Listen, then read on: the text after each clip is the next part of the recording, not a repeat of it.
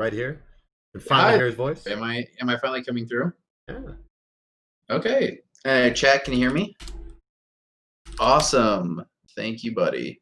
Sweet. All right, awesome. So what we have here is a very interesting matchup. So Bavin Sudafed, he is on Goblins, and this is the traditional build of Goblins. That's just a straight mono. Oh wait, no, this is the red-black version with 3 munitions expert in it and Sling Lieutenant.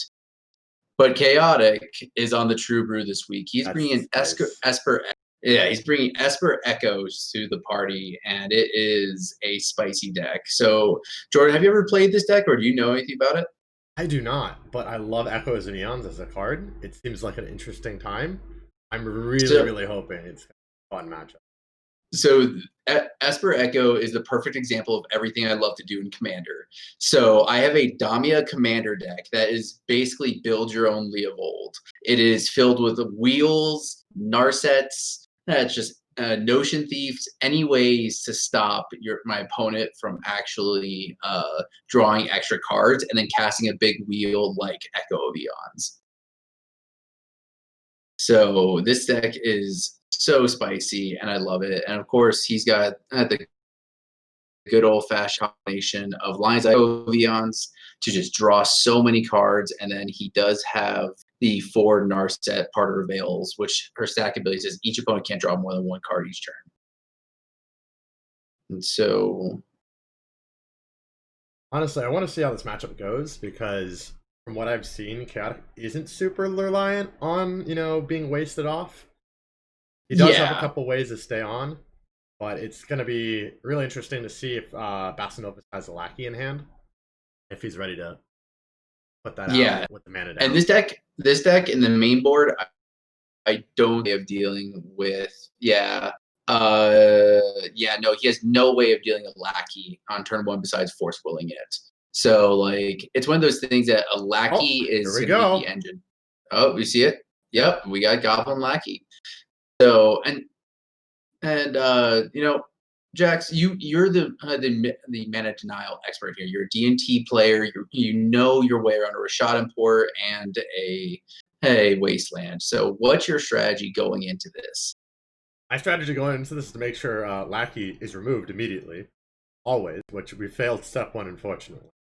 Mm, Step 2, having said that, we have a lot of questions. I believe we just got Gem Palm incinerated. yeah. Um, so the real problem is going to be aggression from Bassinovus. Chaotic's just going to need to survive as long as he can, and unfortunately, he's getting mana denied here. Completely screwed off his mana base. He's about to get tapped down on his upkeep. It's not looking pretty for him. It looks like yeah, Basnos knows the game plan, wastelanding him off the Tundra, Lackey trigger off the damage. Let's see what he puts in off the Lackey. It's 2 off Gem Palm, right? Been a while since It's 1 for each goblin, and it looks like Lackey is putting in another Lackey. So not the strongest of starts, but yeah. So we do have a port activation on upkeep, tapping down that island. And this mana denial strategy is going to be key. But once again, Lion's Eye Diamond doesn't really care. If you have Echo of Eons, Lion's Eye Diamond, you're just drawing all the cards, and you can cast it off that flashback cost for 3. It is going to be interesting to see how it plays out. I didn't take a look at Chaotic's desk, but what I really want to know is what's the end goal here. I assume we're going to cast an Echoes of Aeons, but I want to know where's the Okay, end goal? so the end goal, it's kind of like a combination of Tin Fins and Tess, because Tess uses Echo of Eons now, but you're trying to win with the Tendrils of Agony. So you're just trying to cast. It's basically a storm deck with Echo of Eons, Lion's Eye Diamond, and Narsets as well. Also, another payoff is the 2 Monastery Mentors in the deck. The 2 Monastery Mentors, once again, restricted card in Vintage, very powerful at producing a ton of blockers, tons and tons of big beefy monks. Just a really powerful card. So that's a solid payoff as well. What I'd be scared of here as Chaotic is worrying the fact that 2 lackeys are about to hit me in the face, and just Yeah, and you're getting praying that there's nothing in hand. now. What's really interesting is maybe that's what Bavin's plan was putting the extra lackey, just so that way you can drop way more power the next turn. Because I mean, if you could put a Sling Gang Lieutenant or Sling Gang Commander on the field off of a Lackey trigger, the game's pretty much over on the next turn. Got a 3-drop. Goblin Matron. What gobbo are we gonna find? Are we gonna get Ringleader? Yeah, that's a Goblin Matron. I think. All right, let's looking at the list here. Of course, Goblin's pretty standard list. Crater Maker. Oh, Ringleader it is. Yeah. So Goblin Ringleader, pretty much the staple of goblins is a 4-mana 2/2 with haste, and when he enters the battlefield, reveal the top 4 cards of your library, put all goblin cards revealed into your hand and the rest of the bottom of your library in any order. I mean, there's been times when Ringleaders reveal three goblins and you just refill your hand. It just becomes an ancestral recall at this point. Yep, here we go. And very importantly, he is stacking his triggers. That is a munitions expert and another ringleader revealed off of the lackey trigger. So he put in off of the first lackey trigger ringleader, stacked it so that the ringleader trigger goes on top, refilled his hand, and then now has another target for the second lackey. And that second lackey. Yeah. And there's a second ringleader, another top 4 matron. Sling Gang Lieutenant, and this game is almost over unless Chaotic can go for a win here. At this point, next turn, there's 2, 4, 6, 7. Yeah, easy. Like this could be sack them all for life. Yeah, that's the rough play. Yeah, and then you start sacking goblins. Yeah, this game is pretty bad. And I forget about Munitions Expert. This new one came with the Modern Horizons. When it enters the battlefield, you may have it deal damage to target creature or planeswalker equal to the number of goblins you control. Yeah. So it's only got 2 targets. It's only got 2 targets right now, but yeah. And we see Bavin tapping down the Underground Sea in his upkeep, and Chaotic responding with a Brainstorm. Lost. Fast. Hopefully. Fast, yeah. Is lagging really heavily. Yeah. Reach out. Here, I'll shoot Chaotic.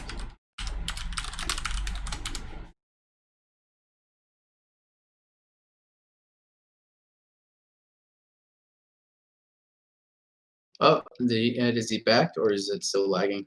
Yeah, it's still super lagging. I think it's still super lagging from Bass's end. I'm trying to reach out to them to figure out what's going on. Oh, here we go.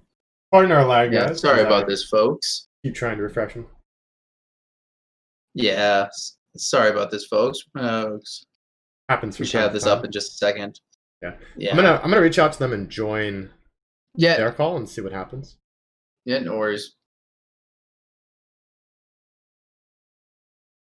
Hello, guys. What's going on? Is Basanovis lagging out for you as well? Perfect. Thank you so much. I'm going to ditch out of here and let Doc know. All right, we're back. As you guys heard, I spoke to Chaotic, and Basanovis is restarting his phone. Okay, awesome.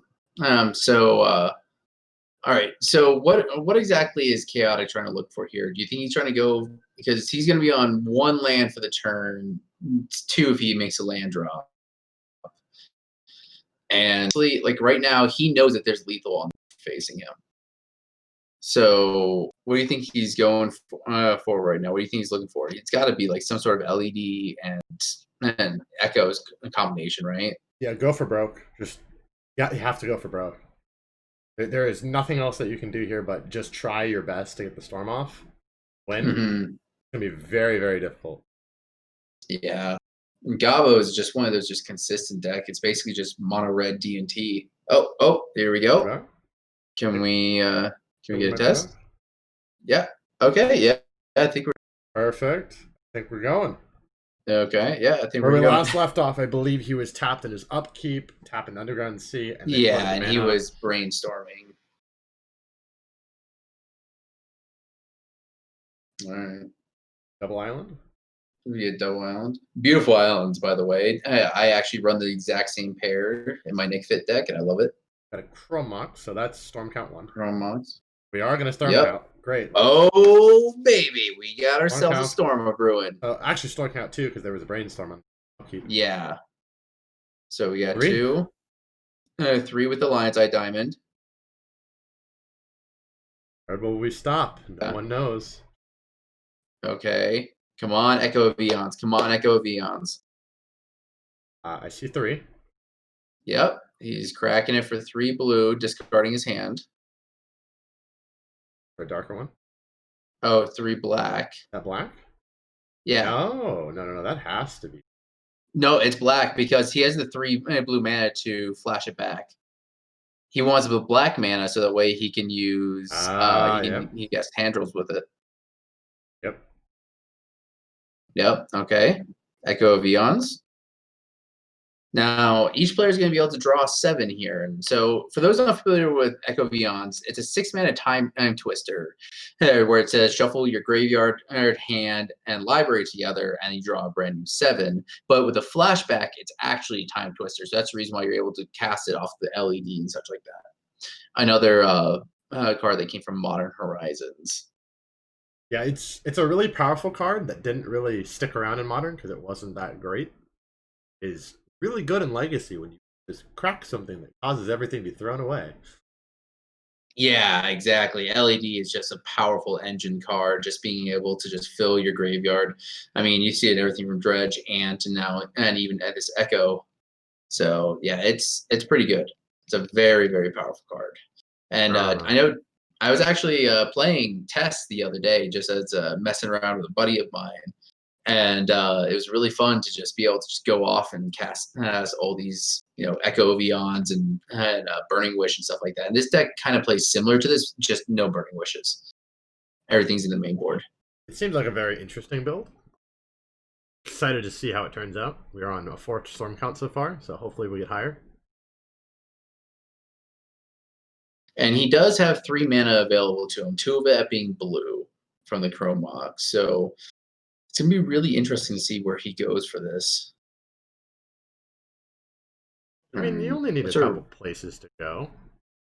Yeah, and we are running 4 Dark Rituals. Yeah. In the deck, so he does, and 4 Lotus Petals, so he does have some onboard mana that he can take advantage of. So statistically, what do you think the best hand is? Essentially, I'm thinking like you need brainstorm of some sort and something else. I think you need. So I've dabbled a little bit with Storm in my time. I am. It's not exactly my cup of tea, but it's still really good. So, basically with Storm, I would right now want at least 1 to 2 Dark Rituals because he's already at Storm 4. Like if he had Dark Rituals and Entomb and like another cantrip, then he can just go off again and just draw another 7. Well, it is a good start. Oh yeah, yeah. 2 LEDs is really good. Dark Ritual. Dark Ritual. Okay, yeah. There we go. Dark Ritual. Dark Ritual is a good card. Good combo. Yeah. Oh yeah. And right here we are at 9. So if we have tendrils, we win, and he wins. And a Chrome Mox. Okay, 10. Exiling, Imprinting Thoughtseize. Okay. I wonder what the last card is. Oh, I'm guessing it might be an Echo of Eons in there. Wild bet. Assuming we're gonna name blue because Echo of Eons is the last card. Echo of Eons. Yes. Okay, we got it. Okay, this is gonna be fun. Okay, this is gonna be wild. Oh, we're double cracking. Okay. So we're floating. We got 5 black, white. 3 blue, and 3 white? Yeah, 3 white. Alright, so the decision here is rolling down some for paying the cost of Echoes of Eons. Yeah. Yeah. So Echo of Eons. So now we have a bunch of other like solid hits. So we got a lot of cantrips. Obviously, Tendrils of Agony is a winner. If he hits Tendrils of Agony, he's good. Other solid hits that I could see him going for Narsets, a couple Monastery Mentors that to create boards. something like that. But he has to win this turn. Like if he gets a hand of the like Duresses and Thoughtseize, he can't win with that. So he really needs to find a payoff spell, preferably Tendrils of Agony. He needs a good Tendrils of Agony. 7. And in Yeah, that he's a 7, very it good needs 7. it needs to be like Ponders and Preordains. If there's Yeah. anything fetching downwards. Yeah. If there's no Tendrils of Agony, it has to be Ponders and Preordains. And of course, Bass is just along for the ride at this point. His hand doesn't matter. So I saw a Dark Ritual. We're going back up to Dark Rituals. Okay. A nice altar. Oh yes, he Chaotic is known for the bling and does like to show it off. We are storming some brains. Hopefully okay, we'll find something good. We have some rituals. I definitely saw some black cards. 2 rituals. I'm pretty sure. That's the thing. Like his only tutor that he has is 3 Entomb, and 3 Entomb doesn't do it right. Like he doesn't have infernal tutors. And if that is the case, that probably is Tendrils. I imagine soon.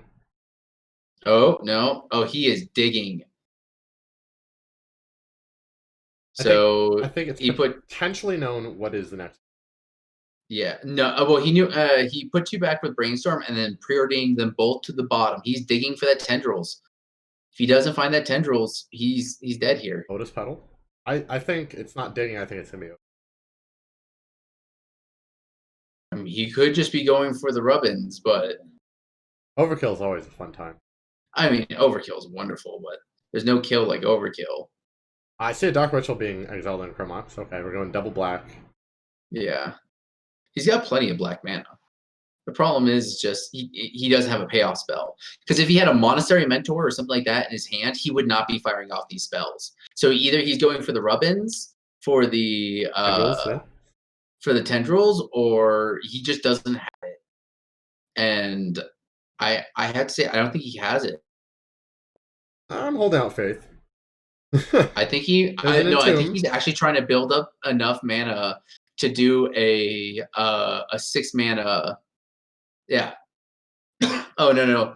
He's gonna Entomb. He's gonna put the Echo Beyond into his graveyard and just go again. At this point, he just got to keep on going for it because, I mean, it's at this point it's Tendrils or die. So I think what we do here is we crack the Lotus Petal for blue, and then probably tap down.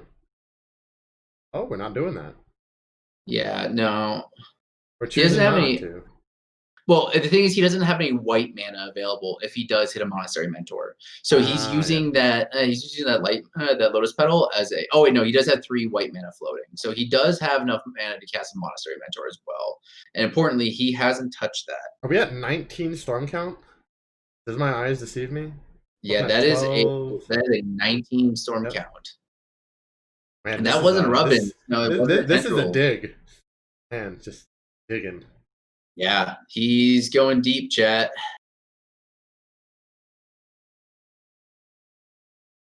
Well, the good news is he has got a lot of things to look through and got a lot of hits.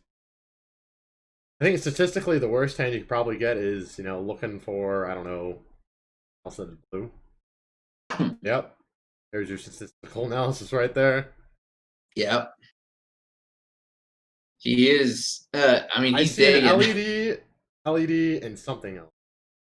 Yeah, it looks like LED, Dark Ritual, and Entomb.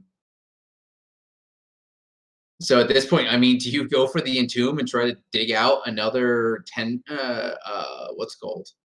If you go for the Entomb right now and don't have a blue card, you're pretty screwed. Yeah, because there is no blue mana left. He does have an untapped Chromok. Yeah, that's the black Chromok. Oh, that's the black Chromok. He's got LED. Oh, he's got LED. Now he has LED, which is fine. Yeah, he's got LED. So, I mean, this is... It's right now he's spinning his wheels more than a high tide deck, but like, I mean... 3 Echoes of Eons? He's playing He's progressing the board state. Does he play 4 Echoes of Eons? 4 Echo of Eons, yeah. I think so. I think he's just double checking what the hell he's doing with his deck. Yeah, 4 Echoes, Eons. I think it's just he hasn't hit the Tendrils and he's just digging deep for it. He's on 4 Echo of Eons, 2 Tendrils of Agony. And I think he's scooping. question mark? I don't know what's going on. No. It's another Echo of Eons. Are you sure? It looks like a whiff.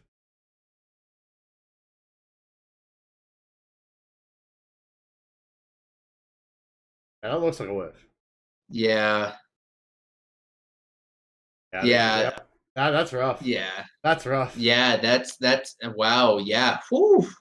Wow, that was a lot of wheel spinning, but no action. Yeah, Chaotic just couldn't get there for that game one. Wow, that was an insane game one.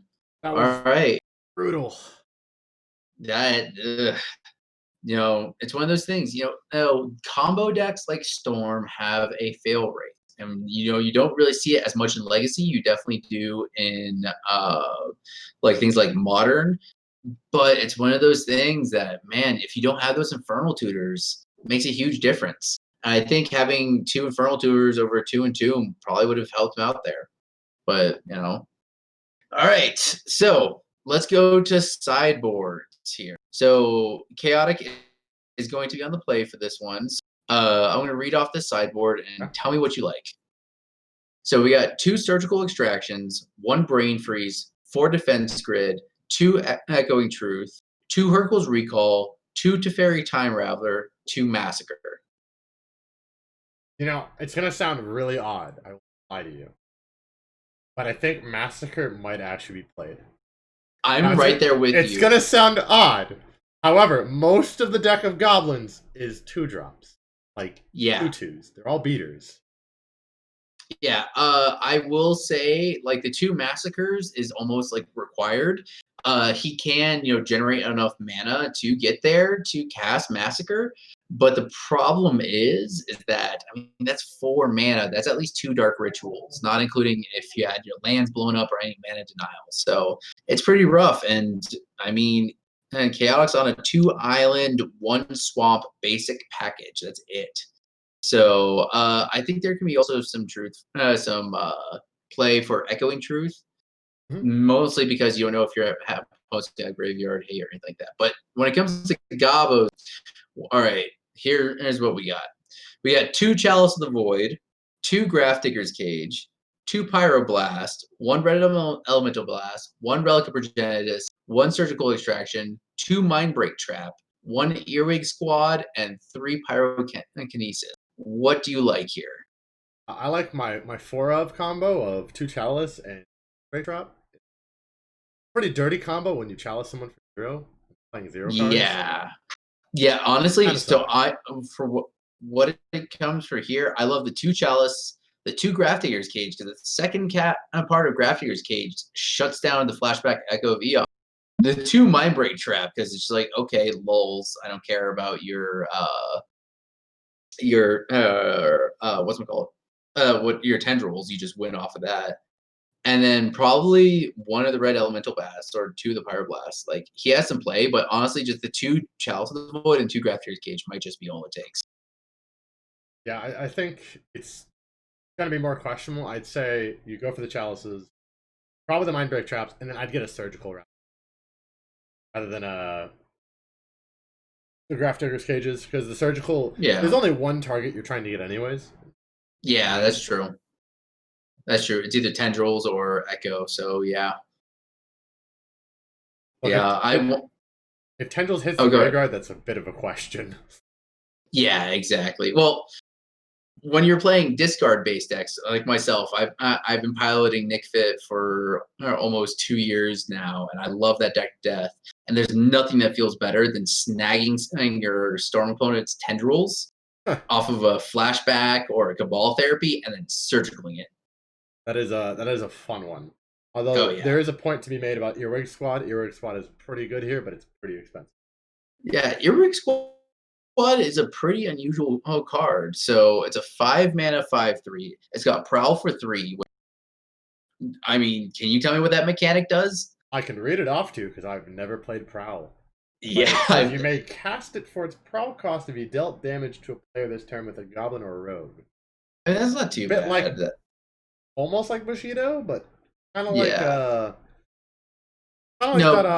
What's the card? The one that they played Light Up the Stage. Kind of like light up the stage. You have to deal Yeah, damage. kind of like light up squares. Yeah, because Bushido was the horrible Kamigawa mechanic of +1/+1. No, I'm thinking Yeah, ninjutsu. I'm sorry. I'm thinking ninjutsu. yeah, ninjutsu. Yeah, Bushido was absolutely garbage. yeah. Whoever thought So that was a good idea, don't yeah, know. Bushido was Kamigawa. I really can't talk. I played Kamigawa during that time with my red white samurai deck. I loved it. I loved it. I Yeah, was a did you have total weeb. jittes? Did you have 4 jittes? I wish. No, it was more like Generals Kabuto. Like not good equipment. No, I didn't hit my stride on Magic until like Mirrodin days. Not Mirrodin days. New Phyrexia days. New Phyrexia days when I got into like competitive Magic. Good Birthing sets. Pod for life. Oh, Rest in peace, rest birthing in pod. rest in peace, Birthing Pod. Died for Rest DRS's in, sins. yeah, I was just about to say that. Oh, Death Right. How I miss you too. The good old days. Good night, sweet prince. It looks like we're about to Yeah, start. There yeah, is a reveal of some sort. I'm assuming they said their hand was garbage. yeah. I think that was 7 lands, Oh and you yeah. can't play that in Gabos. Oh no. Yeah. You're on the same game plan as DNT, where you're hoping for like a 2-lander. Probably is the sweet spot. Want your Aether Vial and like a Lackier. Oh yeah, definitely, definitely. Playing Credit Makers, right? Yeah, he's playing. Yeah, he is playing Critter Makers. Lemon is talking in the chat, saying that out for the relic. Yeah, the Relic has a. Red Blast would be good here. There's a lot. There's a lot of good stuff. Yeah, Lemon, you're calling it. This sideboard is made to hate on combo. Like I would never want to be an ant player trying to play against this. This is brutal. Yeah, no, I definitely agree. The reason we didn't cover everything is because the whole sideboard is pretty much like, am I feeling this today or am I feeling that today? How Yeah, much do I want to exactly. hate this person? Yeah, exactly. I mean, are we talking like the? Remember when Ivan was playing Dredge and got turn 2 rest in peace main board?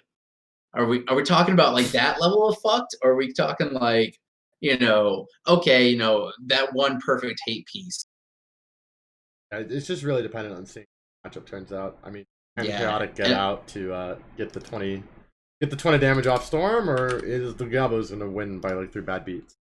and Chaotic does have fast turns. I mean, it's entirely possible for Chaotic to go Lion's Eye Diamond, crack it, Echo of Eons. You have a brand new 7. If you have lands, good luck, dude. Yeah, that's a fun one. That is definitely a fun opener, I would have to say. Yeah. Because nothing prepares you for, oh man, I got this good hand. Yeah, I'm the Echoes of Eon. Ship it, please. Yep.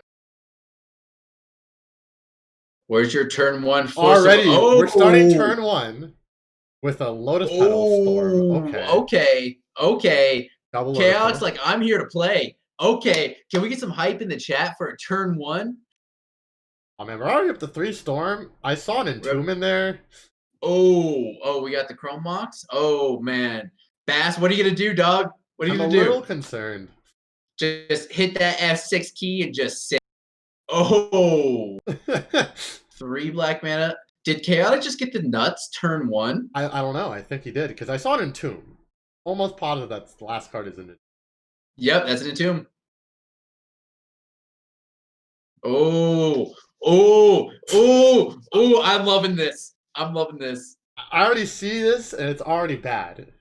Oh, oh yeah, this is good. This is so good. Oh, I am loving this.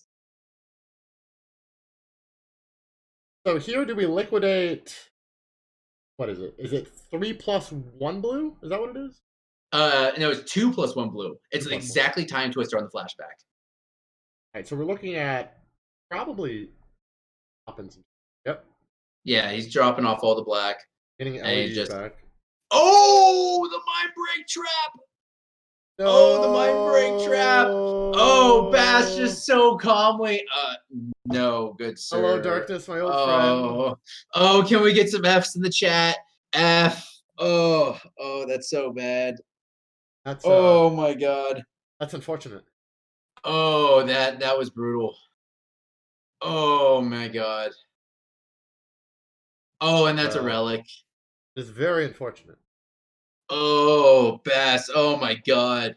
Bass with the calmest look, just the stone cold Steve Austin. Reveal the mind break trap. Oh my god. I really want to know. Yeah, it looks like Chaotic just like, well, you had the force check. Yep. I mean, that's the risk you take here. Don't know their deck list, so just kind Yeah. of end up in bad times. Wow. Oh man. I feel that sting over here, dog. That hurts in my soul. He can duress him though. Yeah, he can That is duress very him. fair. I don't think it hits anything though, because that all looks Yeah, like creatures. so that looks like Goblin Trash Master, Goblin Lackey, another something I can't tell, but no red mana. The good So news like, is, yeah, no red mana. That's the good news here. There is nothing to do. yeah, yeah. He Bass might have had the hate piece, but all Chaotic needs is like an LED and a dream. All right, come on, Chaotic, you got this, buddy. Really curious to see what he's drawing. Yeah. Oh man. So I don't know if Bass has drawn a red mana source yet. We'll find out soon. But it's looking a little bit less likely. Yeah. I see a Chalice for Chat. Zero. This hurts a lot. Oh, is that Chalice for Zero? That's a Oh Chalice for yeah. Zero. I think that's game over now. Oh man, because all your fast mana is off. He runs. Let's count how many mana produce that he actually runs in the deck. This is very akin to the old the Underworld Breach deck. So he runs 2 islands, 1 swamp, 1 tundra, 1 underground sea. That's it. So the interesting thing to note is we don't know how Chaotic decided to board. So we could have boarded into like Artifact Hate, knowing this is a Vile deck, and you could just Hercules recall it. Oh, yeah, There that is a is actually chance. There's smart. a rough chance. However, that chance is Yeah, diminishing there by is a having a chance. Gabo. Well, I mean, at this point, a Hercules recall costs you 2 lotus petals, or a lotus petal and tapping your chrome box. But like, I mean, at that point, you're just at negative resources.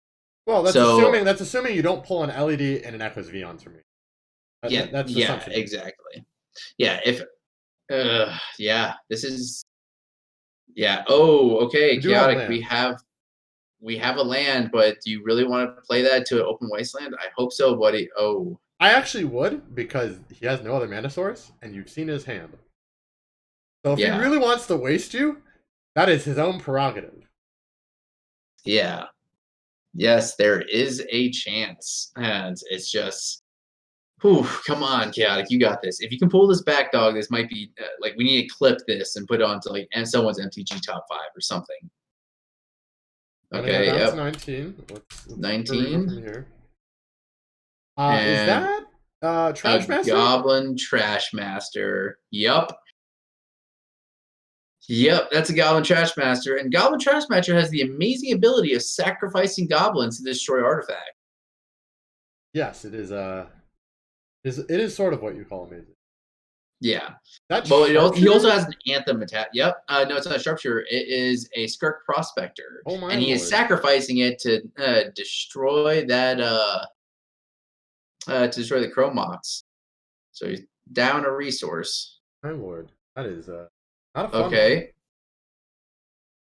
He's deciding to wasteland him eventually, not knowing what's in his Yeah. hand. Well, I mean, you have an active lackey. I mean, at that point, your active lackey's just a better what's called better Aether Vial. So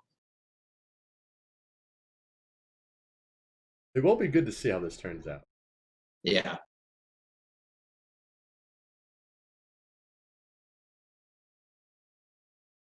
Exactly, Lemon. Like, as long as you have a lackey, you don't care. We have a brainstorm. We're We going do have a somewhere, brainstorm.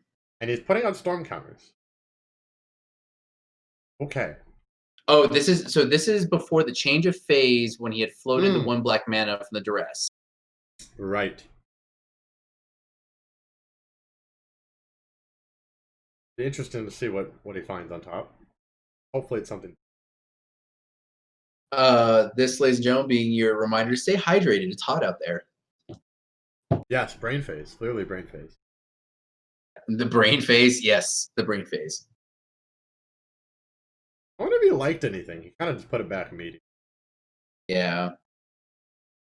Be interesting to see how this plays out. I think I see another Chalice in hand for Bass. Yeah. Worrying I Trench. mean, if you could just land a Chalice on 1 as well as a Chalice on 0, this game is pretty much over. Yeah, it's gonna be a rough day. Yeah. Bye Underground. See, nice knowing you. It'll be interesting if you can get an LED and the Hercules Recall and the Echoes Beyond. Because if he does it right, he can just do double crack into Hercules Recall, play the LED, and then go for Echoes Beyond. Yeah, And get exactly. back most of his resources. Yeah, and Echo of Eons just has a he's fetching with the blue delta. Yep. Echo of Eons is just like this amazing ability just to refill everything. So I mean, the time twister effect is so powerful. So It is also symmetrical. Both yeah, it's also symmetrical. Yeah. Well, unless he has a hate piece like a Narset out, then it's just like you get to enjoy the good times. Okay. Yeah, we see a ponder.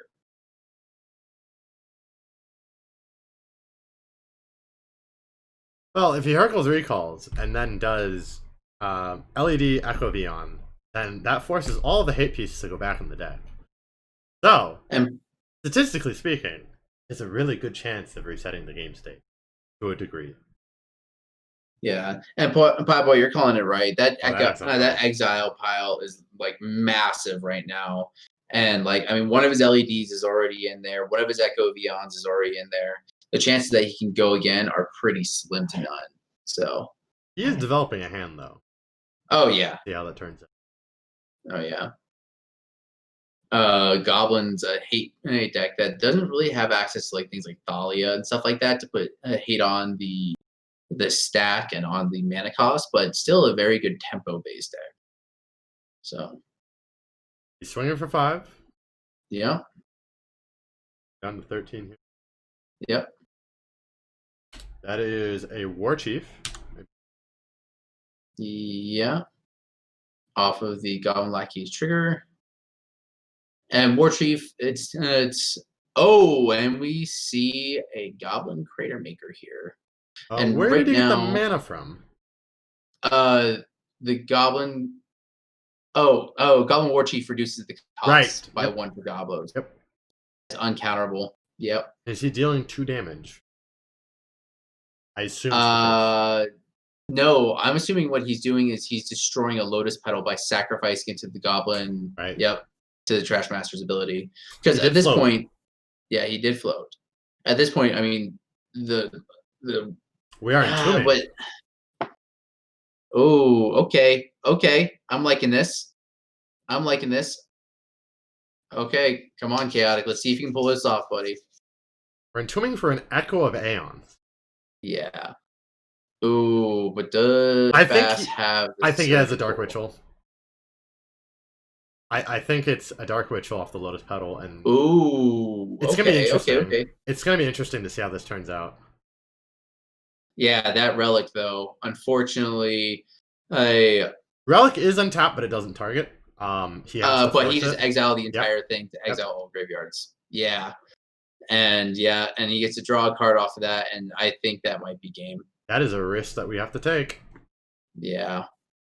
That is exiled, yes. And he's sacrificing the Lackey to the Trash Master's ability as well, targeting the Lotus Petal. Assuming he's making a mana, but I have no idea what he made. No, I don't think at this point. I mean, at this point, you're down to 1 land. You don't even have any artifacts left. This Trash Master is just doing. I really want to know what's in that hand. It's getting bulky. It'll be interesting to see what that is.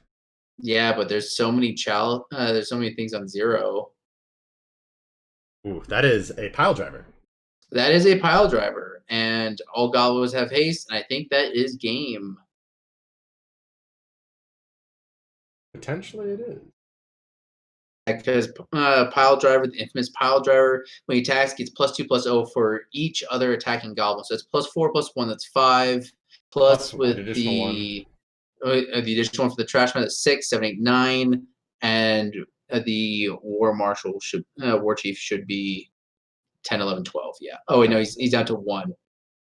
And so it's 12 in total. This is a 3-3. Quick We've got maths.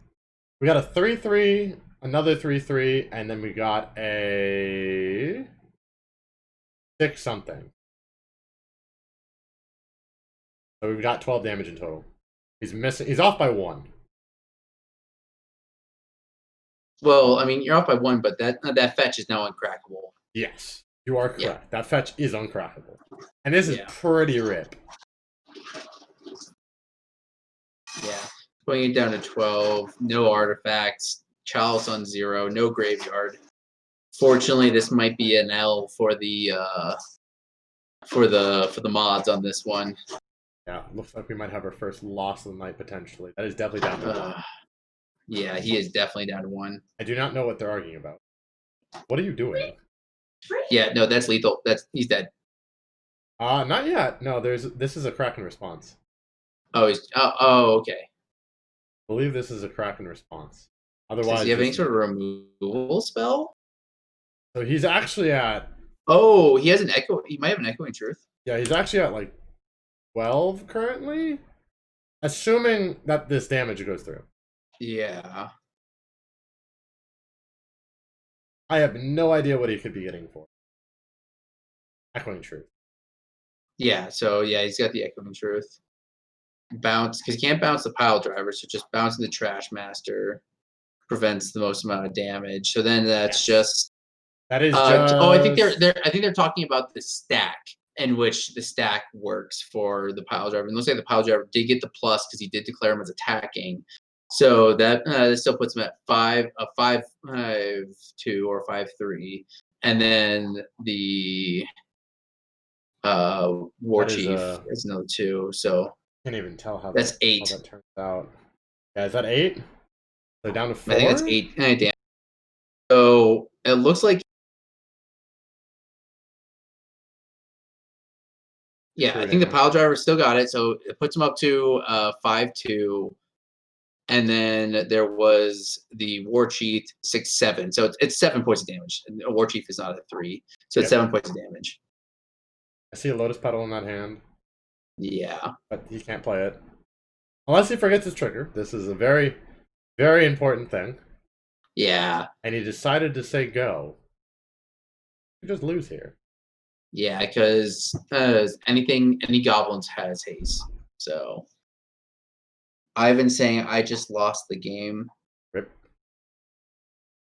What game? The game of life. I don't know. Really. Yeah, Ivan, I know what you're talking about. I'm aware. Fortunate. Oh Lord. my god. Are you talking about that game from Yeah. that started on 4chan or something like that? Are we back in middle school now? Yeah, we're apparently back in middle school. Oh my god. Oh my god, I hate you, Ivan. And I think that wraps it up here, guys. Yeah, I think that's it. Yeah. Yeah, he had the massacre in hand, just never the mana to cast it. Yep, that puts the mods down 1. So one match. Maybe we can recover. Maybe we can recover. I mean, we haven't come back in the end for. We barely took down one match each week. So hopefully we'll get in a good. Look, our total record is like 1-7 or something. Yeah, something like that. It's good odds. It's good odds. I promise. And the only person who actually won is Rad. No, Rad and Chaotic got there. Okay, so we're like 2-7 or something. Yeah, we're like 2-7. I swear, we're not just trash legacy players. We're actually. Oh, those are some nice massacres. Yeah, those are some beautiful foils. Oh man, that's 2 foil massacres and a foil Echo Aeons. All right, sorry, Echo Truth. Yeah, that is so nice. Oh yeah, but so we're gonna take a quick break and get everything set up for the next round. So we'll see you guys in just a little bit. Yep. Thanks, guys. We'll be right back.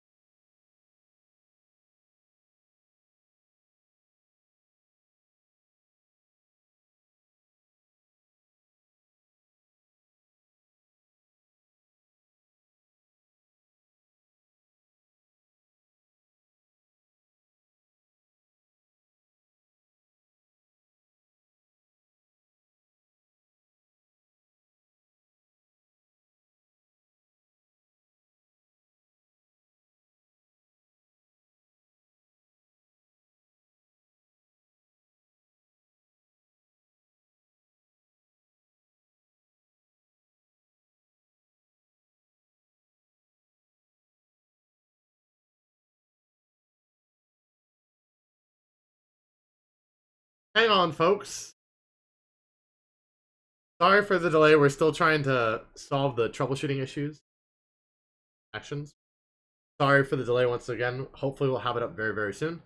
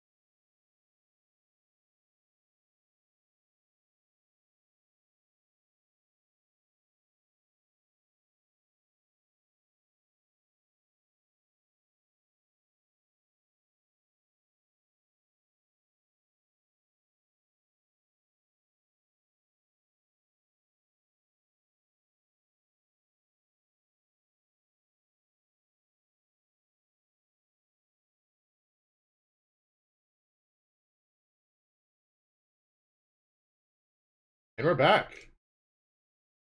We are back. Yeah, sorry about the little intermission there, folks. Kind of had an issue with getting some streams set up and such like that. So we are back for round two. Thank you, Jax, for fixing that. Okay, so for round two, we actually have a really interesting one. So we have Utopia Mycon, who's one of the newer mods into the group. This is for some on Thursday Night Mod Fight, and he's piloting Bug Vial, just pretty much a pile of good cards good creature cards between 1 to 3 mana that are all really good to go out of an Aether Vial. And then we have on the opposite side, hey, Aspa Pasta is actually piloting Red Green Prowess, which is very akin to the old Zoo days. So we got like fast attackers like Monastery Swiss Spear. We have prowessers like Soul Scar Mage, 2 Bedlam Reveler even, and just a whole bunch of burn spells. So it's gonna be really interesting to see how this game plays out. What are your thoughts on this match, Jeff? I think it's gonna be a very long match.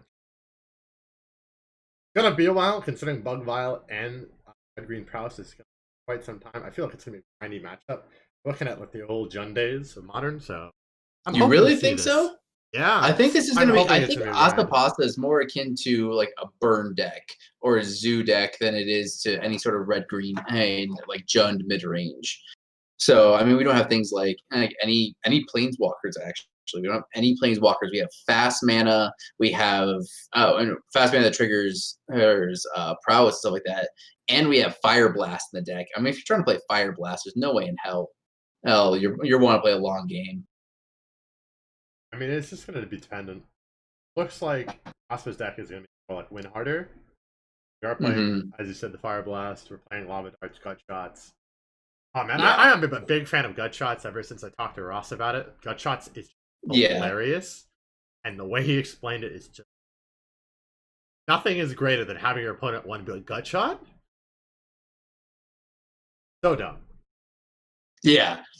I mean, it's a perfect example of free Phyrexian mana that's just like what I once heard it said that one Gut Shot is a good card in Modern. There's something wrong with Modern.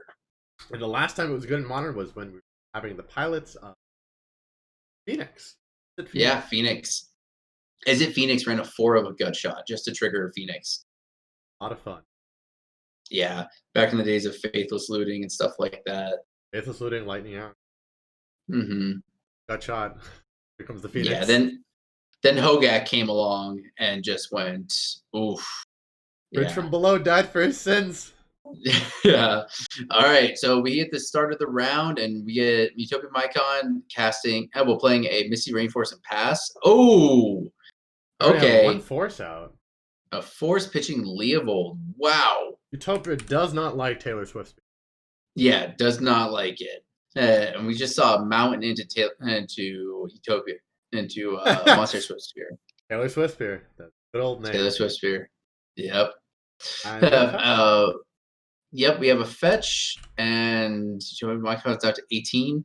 And so this bug vial, like so Utopia Mycon loves to play these sort of like off the wall mid range lists that attack on a different vector. We even have one of a waterfront bouncer in this card, which is a 2 mana 1/1. You can pay tap 1 blue, tap it. Discard a card from your hand, return target creature card to its owner's hand. So, I mean, we got some pretty wild cards here. And we see, once again, another wild card, Kitesail Freebooter. So he's going to get some information as to what's in his hand. And so we see here... What's in their hand? Yeah, what's in their hand. So Aspapasta, reeling Swift Spear, Arid Mesa... Looks like a Lightning Bolt, Fire Blast, and what's that card in the middle?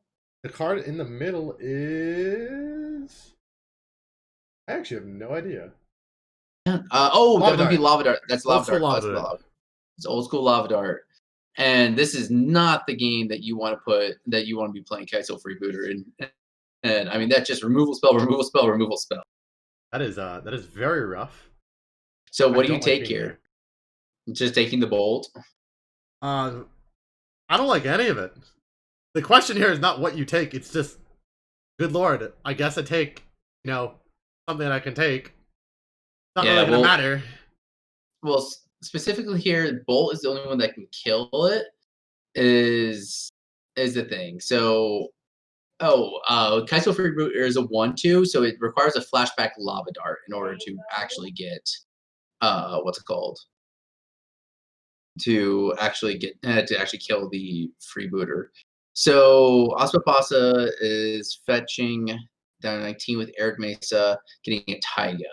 Oh yeah. So and this is the first time that Utopia is seeing green mana at all out of this deck. So yeah. So as we can see, Utopia took the bolt. There's not really any good options. No. So we got, looks like, okay. Yeah, I think Utopia died. But oh, he's back. Yeah, we're good. Yep. And we are going to see, yep, Taylor Swift Spear going on back.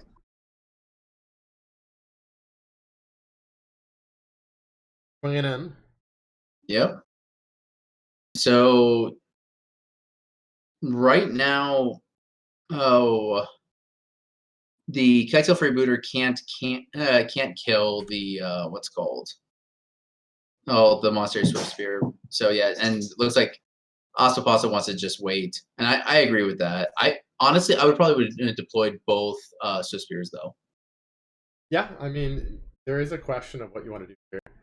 I think at this point you're dealing with trying to keep as many in your. Mm-hmm. However, this will get real funny real quick now, as we have a Fire Blast still in hand. We have a Lava Dart. Yeah. So Lava Dart looks like targeting Utopia Mycon. Yep, he's down to 16.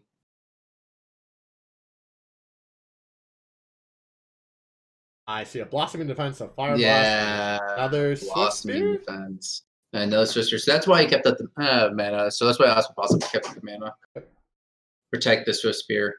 But for interactive spells, it looks like Utopia Mycon is only on 2 Abrupt Decay. My fault. The clock should have been started. Oh yeah. That another a Blossoming Defense. Yeah, Blossoming Defense. Yeah. It is a Tide Hollow Sculler effect. Yes.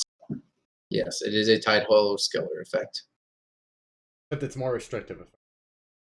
Yeah. It's been a while since I played my. It can only hit non-creature, non-land permanent. Non-creature, non-land card. It is an interesting position to be in, depending on how this is decided. Blocks if it block. Yeah, because and we see here Soulscar Mage, and Soulscar Mage is of course a 1/2 with prowess. Oof. Okay, yep, and the okay, so now we're looking at like some serious damage here. So with Soulscar Mage as well, his other little bit of text says that whenever a red source deals damage, it deals damage in like -1/-1 counters as well. Yep. So it is a way for Ospapasa to really like deal some damage in the case that what's called they need to get through like a chunky blocker or something like that. They can just slowly whittle it down type thing. I mean, it is a very good card in this matchup, considering most of Utopia's deck is Ease. Yeah.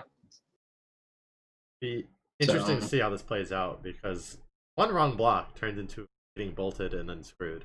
Well, I mean, we know right there we have Fire Blast, Lava Dart, which for each one of the creatures adds 3 damage when going to this combat. So that's 4, 5, 6, 7, 8 damage right now. Now, if all of it goes through, yeah, see. No bite. No bite. So looks like Ospa's swinging with everything. Utopia is trying to figure out, all right, do I block? Oh, it looks like there is a fetch. Yeah.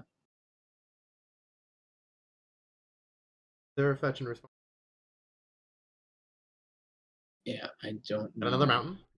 Beautiful mountains, my. Oh yeah. Sounds like your dog's being fed. Yeah, hold on one second. We're getting a Lava Dart flashback. Yeah, I don't know if Utopia declared any blocks. I don't because doing this before blocks seems like kind of I don't know. Oh, it's giving away too much information. No bite. So he took 3 from. Got a 1/2, so he took 2, 4. Or yeah, it took 6 plus. So 1, 2. Oh, that's game. 2, okay. 4, 6. Yeah, no, it looks like Utopia didn't count do the count properly, and the Fire Blast would kill. Whoops. Whoopsie daisies. Yep, and that once again, you see this red green prowess. I mean, it's just like the zoo decks of old. It just 1/2 burn spells and a pump effect, and boom, there you go. So it is a very, very good fast deck, and so stealing game 1 from Utopia. So okay, on the play we have Utopia Mycon with Bug. And as you can see in your Cardboard Live extension chat, you can check out how we talk about sideboard as well. So for sideboarding, this is what Utopia's got to bring in, and tell me what you like. 1 Fatal Push, 1 Spell Pierce, 2 Veil of Summer, 2 Assassin's Trophy, 2 Dampening Spear, 1 Sylvan Library, 1 Plague Engineer, 4 Leyline of the Void, and 1 Thorn of the Black Rose. I like Plague Engineer a lot here, and I also like Damage. This is like my Yeah, main one. Veil of Summer is I a dead card. Spell Pierce is live, but questionable. yeah. At that point, you're trading 1 for 1. It's just, But I mean, he does have some things to cut into from his deck. I mean, The Fatal Push is hey, also a cards. very good one. Yeah, cards like Waterfront Bouncer, Edric, stuff like that. I can see him cut. I can see him going through and doing some cuts. So, but yeah, I'm in agreement with you. Definitely start 2 Dampening Sphere, 1 Plague Engineer. That right there just tells that's everything. Get your I'd board bring wipes in. in. Yeah. So red green prowess. This is gonna be pretty interesting. All right. So tell me what you think about this. 1 Tormod's Crib, 1 Berserk, 2 Grafdigger's Cage, 1 Pyroblast, 3 Relative Elemental Blast, 1 Surgical Extraction, 4 Destructive Reveille, 2 Ensnaring Bridges. Okay, so here's the ironic part. You're gonna hate me for it, but I think you bring in either like 2 like Pyro and like a combo of Pyroblast and a Reb, and then I think you get a Ensnaring Bridge. I don't hate you on the Ensnaring Bridge, to tell you the truth. It's not a bad play. Like, you could just slowly accumulate some cards and then just burn them out or something like that. It's not bad. I mean, it does stop a lot of Utopia Mycon's bigger like threats. Stuff like either the Leovold, the 3/3, the True Name Nemesis, the 3/3. The Kira. Hey, the Kira, which that's a wild one of in the deck. It's a I haven't fun seen card. Kira. Yeah. For those that don't know, Kira, the Great Glass Spinner, 2/2 flying for 1 blue. Creatures you control have whenever this creature becomes the target of a spell or ability for the first time in a turn, counter that spell or ability. That is a wild one of. But honestly, the red elemental blast and the pyroblast, I'd definitely bring in. I think I'd actually almost bring in the berserk as well, because that berserk can just get you if you're not expecting.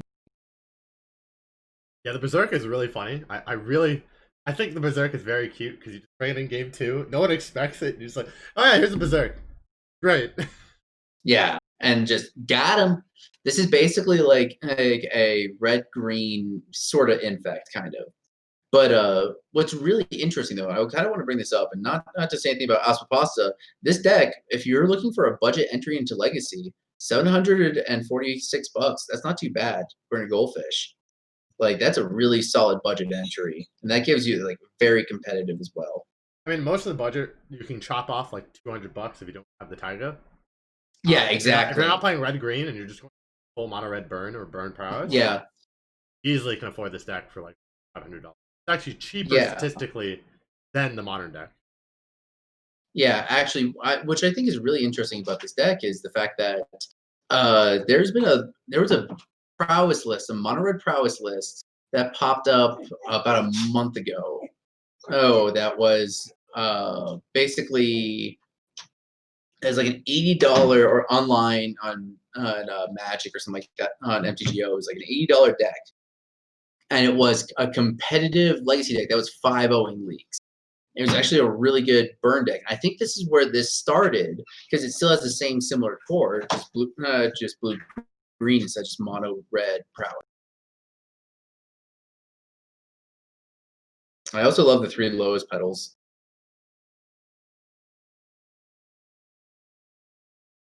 Okay. So it looks like they're starting. Sorry, I Looks just like wanted they're to make sure everything's good for the Decklist. You can also type an exclamation point Decklist and deck card for certain things, and it'll pop up with a bot. Supposedly. I haven't tested it. Supposedly that's what.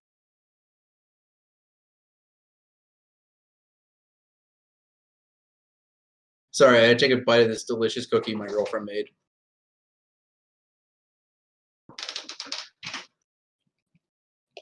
Okay. It still looks like we're getting through mulligans right now. There's mulligans are still through. I'm trying to get the deck list to populate. Cardboard Live hates me. That's fine. Sorry, chaotic buddy. Hey, Owl really just likes making snacks and stuff like that before the stream. Little things. It's nice. But anyways, I honestly think that with Ospapasa's game plan, though, I think you just want to still say, hey, like really low to the ground type stuff.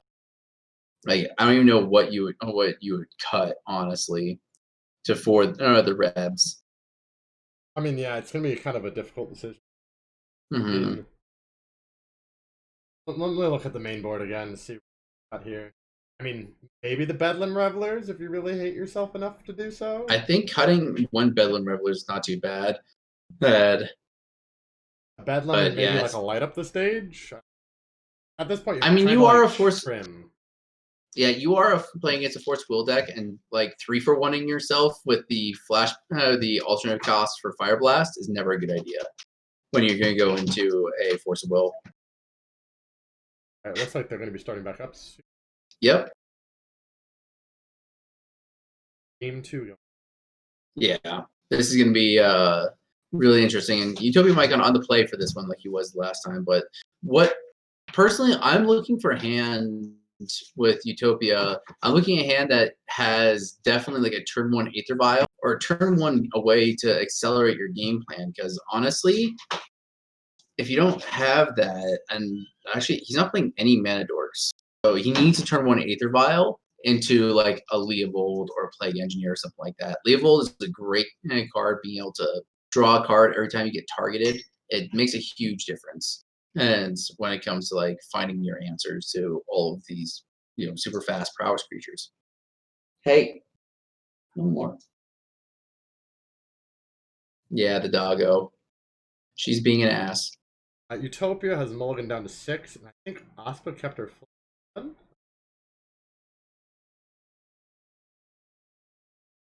We're gonna get Pluto Delta go. Yep. Off to the races. We're starting game 2. Pluto Delta pass, never a good sign from Aether Vial deck. Mountain Soul Scarred Mage. The classic start of always having a card. Yep. Red. What's the age-old saying? Red deck wins. Yep. RDW. Yeah. Very much an old deck. Started out being a Jackal Pup deck back in the day.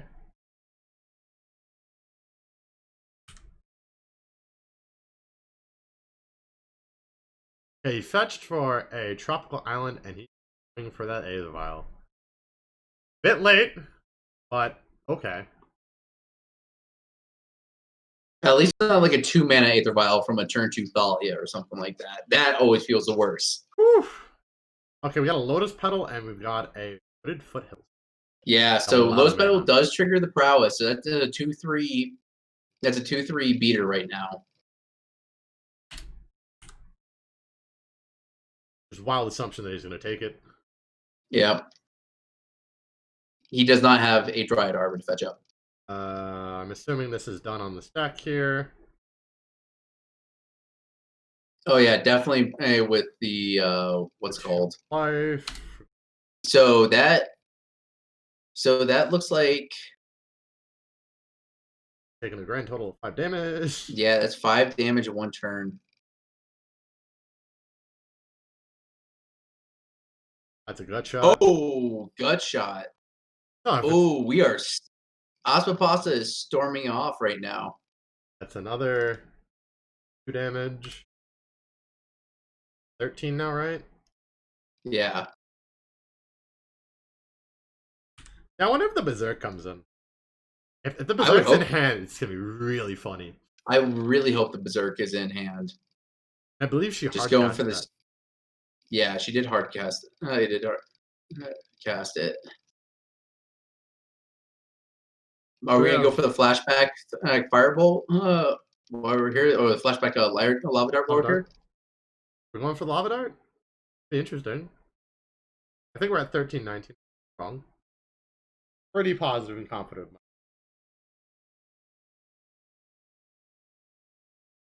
And this is a rough game. As you can see here, we Just on the clock, it should be really like 40 minutes in or so, but this is still pretty bad.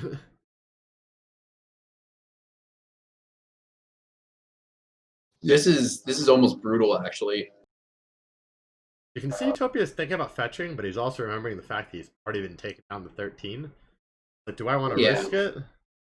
I might just get burned out, and he's gonna risk. Yeah. What At an this point, abrupt I mean, decay. you. Yeah. So at this point, I think you just abrupt decay the Soul Scar Mage and pray. Yeah, at this point, yeah. But even then, Abrupt King the Soul Star made just very little when you have something like, a fast Monastery Swift Sphere. Oh, You yeah. know, I'd be really Asapasa is. concerned. Hmm. Yeah, at this point, yeah. I mean, and all we saw was Lava Dart and Gut Shot. Like we haven't seen any of the big 3-man spells like Chain Lightning or or Fire Blast or anything like that. Really interesting though is there are 4 Light Up the Stage in the deck, But there and are. 4 Light Up. Yeah, I Light Up the mean, Stage is a huge just draw engine.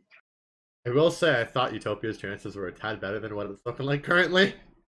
Yeah, but I mean, Utopia likes he's jamming these like mid-range decks, but this is just an aggressive deck, and uh, Ivan in chat is calling it out. Actually, Yeah. hey, Aspapasa came knowing the meta, came knowing what us mods tend to play. We usually tend to play mid-range piles and shenanigans and stuff like that. Aspapasa came to play like I'm gonna beat your face in faster than you could do any of this mid-range bullshit. Definitely a force check deck. Oh, you don't have the force?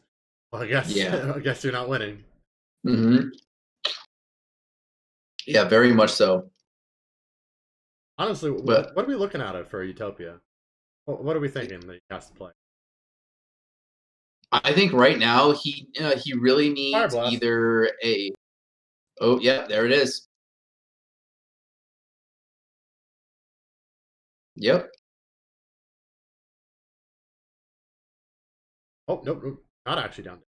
At a force of will. Pitching for. Yep. There's the force. Like I said, that always feels really bad. Definitely down Yeah, to and 11. right now, definitely Utopia is gonna be looking for a scavenging ooze. And it's really unique. He is not playing any Uro in this deck. So the powerful new broken mythic from Theros. No, it's not playing any of those in this deck, which is an easy way to gain some life off these types of decks. Ooh, so she floated Oh, 2 mana, which is why nothing's been yeah, paid yet. yeah, And there's a chain lightning on the stack now. yeah. Early W. So floated 2 mana, and it looks like she has light up the stage into Yep. chain lightning Bolt is still there. and bolt. If Aspavasa has a threat, has a threat, like that would be best. But I mean, still, this is insane. This is There's all a lot of pre-combat, damage. I would assume. It's all pre-combat, yeah. And there's a lava dart still in the grave. Well, he's got a 2-drop. What are his options? He gonna scavenging ooze in? He is tap down Aether Vial. Go for a scavenging ooze. Still got Wanderer. Okay. Okay, well, there. That looks like probably like an end step waterfront bouncer or something like that. That's a Okay. waterfront bouncer, yeah. Yep. Man, yep. That was an end step Aether Vial waterfront bouncer. So waterfront bouncer does have the ability to like sort of stabilize him against the creatures. That is, but I mean, it's also got 1 toughness that dies to a flashback lava dart. I'm not sure how much damage he actually took here. I kind of down to 11, but his dice is saying Yeah, entirely different story. yeah. Can you? I am gonna hop in there. Yeah.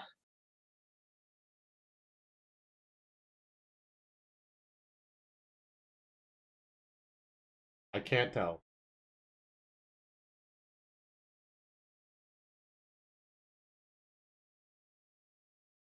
Hi, y'all. Life totals you're at.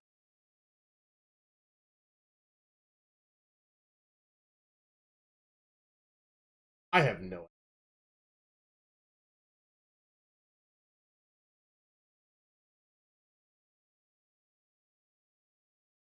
Tyler, what life total you at? We're at 5. And how much is asked for that? We have 18. Okay, just making sure. We wanted to make sure. We weren't sure what was happening there. You had a force check and some other stuff. Thanks so much. So 5 to 18. Perfect. Thank you. Woo! Wow. 5 to 18. Yeah. And yes, definitely shout out to Aspen. It is beautiful mountains. Oh yeah. Oh, and there's the scavenging use. So he's gonna try and gain back some life here. Yep. You have the scoop. Yeah. And at 5, I mean, Ospa just needs a threat and a but I also think this lava dart has to be pointed at this waterfront bouncer. Yeah, it becomes very questionable.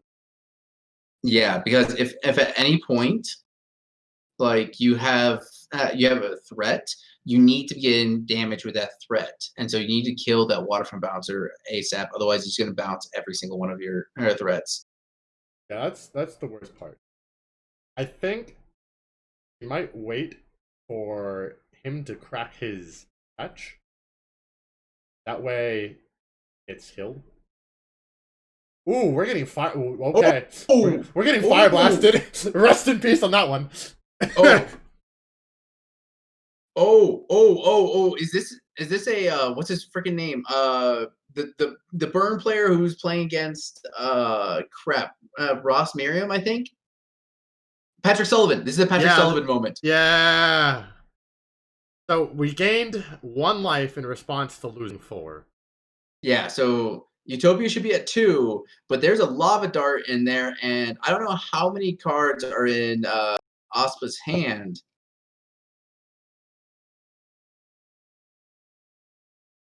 Okay, yeah. Ate the Soul Scourge Mage. No, like Utopia, you gotta get rid of that lava dart, buddy. So Utopia should be down to 2 now. Because he Yeah, gained Utopia's 2 down to and 2. lost 4. That fetch is looking Ooh, real lethal. I would not crack that fetch, buddy. Not catch that. Crack that fetch. I'm assuming here the play is hopefully to bolt or something along those lines. Brainstorm. Whew. Also, no Oko in the Bug Vial deck as well, so like no life gain off of that. So, oof. What he's at is what he's at. There's no Oko, there's no Uro, so you end up in a strange place to be in. Yeah, this is oof. We'll see if this can be turned around. It's very, very difficult. Involved eating a lot of creatures. Yeah, but at the same time, that fetch cannot be cracked until he targets the lava dart. Asapasa's lava dart needs to just be got. You have to get rid of that as soon as possible. But the thing is, as soon as you do, like you're at the mercy of a burn spell. Yeah, that's the hard part. The minute that you actually get the lava dart is the minute that Aspa is probably gonna just tap for a red and bolt, most likely in response, and then force check maybe. Depends on how it's gonna turn out. Ooh, that's a beater. Yeah, Got a that's 3/3. Ooh, yeah. that'll do something. So we don't know the cards in Aspapasa's hand, but more than likely some kind of burn spell. I would imagine. Yeah, this is it's got to be some sort of burn spell. And are we seeing we're seeing a brazen borrower as well. Sorry, Doggo is deciding to go nuts underneath me and shaking the table. Still got the cone on the head. No, Cone's off. She's almost done with all of her over healing. She's back to being puppy and puppying around, but you know, sucks because she can't go on really long walks yet. So still got another couple more days. So we had an end step brazen bar on Aspa. Yeah. Yeah. And looks like Aspa is just building up some cards, trying to find a burn spell or something like that to get through this just wall of just creatures. And that looks like an attack for 6, putting Aspa down to 9.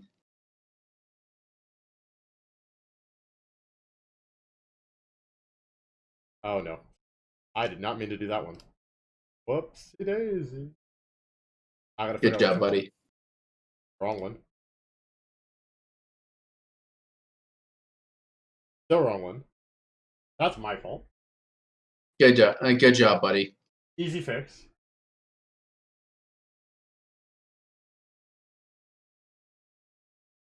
Worry about a thing. I know exactly what I'm doing. Don't worry. Oh, that's not Aspa. What are you doing, buddy? Jordan. What, okay, I okay, fixed it. I fixed it. Don't worry. okay. You just need to adjust the size of it. Yep. No. I'm trying to fix everything. Sorry about that, folks. God, she needs to stop with this little puppy bite thing. It was cute when she was a puppy, but not cute now that she's got all her big teeth.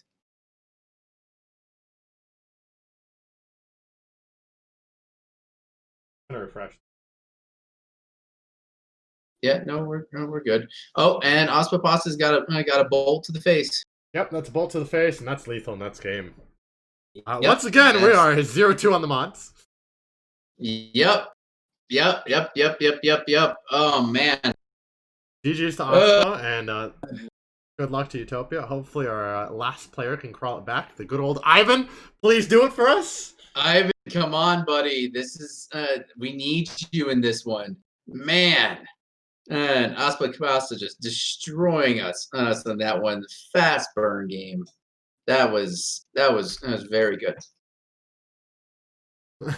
Oh man, that was fun. But Ospa came knowing the matchups. Came knowing there's a strong chance we're just on some mid range piles. Fastest way to do that is just to do the good old fashioned zoo, beat them down, burn them down. That's it. Yeah, I mean, it is pretty much our kind of meta. What we all play is some sort of slow deck. I play D&T and Miracles. I do play a little bit Goblins. Play your bug deck, whatever month. Hey, don't knock on the bug zenith, okay? All right, I took sure, second sure. at the last Legacy GP, okay? Sure. Hey, but Bug Zenith is solid. I love that list. It's a lot of fun, and I'm slowly transitioning to this Pokemon meta that we're slowly entering. Okay, it looks like the So, sideboard is pretty much what we thought it would be. A little different. yeah, He put in 2 Assassin's Trophy, a Spell Pierce. There's the the Edric. Play Engineer, and of course there is the Fatal Push. We looked at Yeah, all of the Pyroblast and Rebs. We're looking at yeah, straight fire for. yeah. Makes total Well, I mean, to be perfectly honest, like most of those creatures as well were blue, so like it's just a way to just 1 mana destroy your blue creature. All right, so we're going to take a quick break, everybody, and we'll be right back with round 3. Round 3.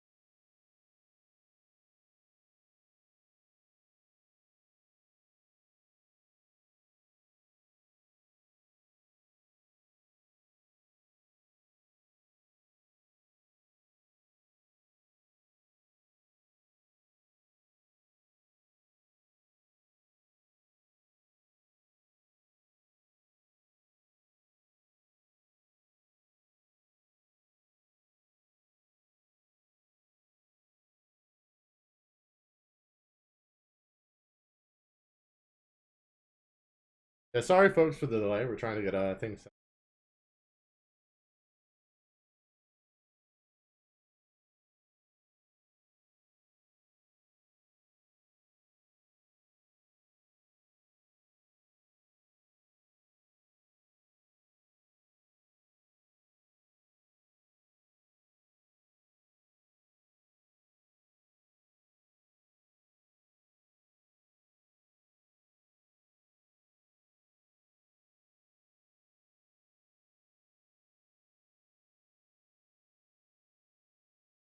I just realized we need royalty-free music. Very important.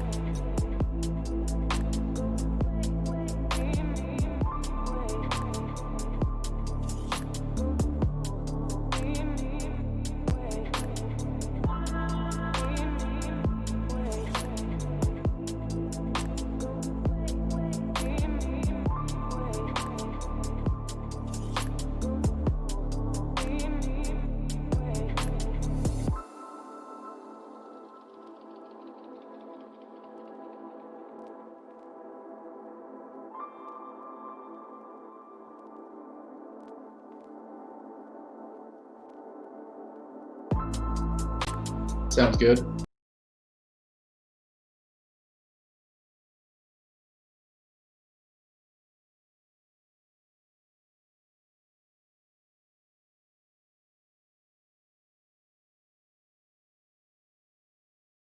All right, we're back, guys.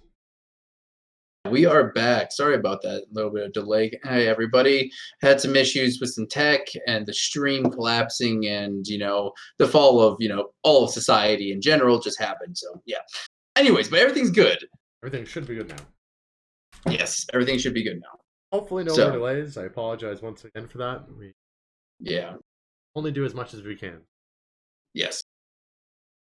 And so this matchup, we have Ivan Luce and Zangief. Hey, Zangief, is that how you say it? Something like that. No idea. Yeah. So we have basically, Ivan is on the standard blue-red Delver based strategy. Land of Delver or a Dreadhorde Arcanist, and ride it to victory. So nothing too fancy there. And Zangief though is on. That's a lands deck. Yeah, he is on lands version 4.3. He puts it. Okay. So this is a standard lands list, but the spice in the deck comes in the form of one Colossus, God of Death. So there's a close. Yeah, there's a Colossus in the deck. There's a Colossus in the deck. Do you know? Okay, so for those who haven't seen Clothis before, it's starting to be picked up for like the 4-color loam and the lands decks and stuff like that. It's a solid threat, so it's a 3-mana god. So 1 red green. It's a 4/5. It has indestructible. The devotion clause is red and green. Is less than 7. It isn't a creature. At the beginning of your pre-combat main phase, exile a target card from a graveyard. If it was a land card, add a red or a green. Otherwise, you gain 2 life and Cloth deals 2 damage to each opponent. So it's graveyard hate, it's a continuous threat, and also it's mana fixing. So everything you want to do in land. We're starting off with this covered island. A foil Delver. Ooh, yeah. So Ivan not only a dredge player, but has been known to play Delver, and even runs a 3 and 4 color strategy. So a really diverse legacy player. So we see Zangief starting off with a Mox Diamond, pitching Grove of the Burnwellows, and no days. Let's see if he no reason to daze the second one. Cards in hand. And yeah, cards in hand. 5. And we see a Grove of the Burnwillows into a Sylvan Library. He does have days mana. He does have days mana. But I'm pretty sure if Ivan didn't daze the first diamond, I don't think he would daze the second one. And we see the very important Delver flip. Yeah. So, yep. The impressive Insectile Aberration and try and ride it to victory here. So, and what's really unique about this blue-red Delver deck is it is able to play around Wasteland. So the angle that lands does have a Wastelanding your opponent out can't really be as effective against blue-red Delver. There are Ghost Quarters in this deck. Do remember this. Oh, there are Ghost Quarters. How many Ghost Quarters? There's 2. Beyond 2 Ghost Quarters. And 1 Field of the Dead, 2 Dark Depths, 1 Blast Zone. Ooh, an oldie but a goodie. 1 Barbarian Ring. Yeah, we're running a Barbarian Ring. Oh, man. Threshold red. Sack it. Damage to target player. Activate only if you have 7. Yep. Tabernacles. 1 Tabernacle in the main board.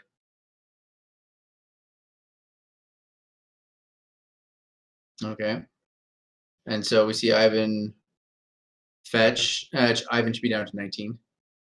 Yep, I was trying to figure out what the mirroring was. And Dreadhorde Arcanist. Oh, this powerful zombie is this zombie wizard is broken. Let's rev up our engines. Yeah. All right. Let's see what he's got. So Zangief is looking at the top three.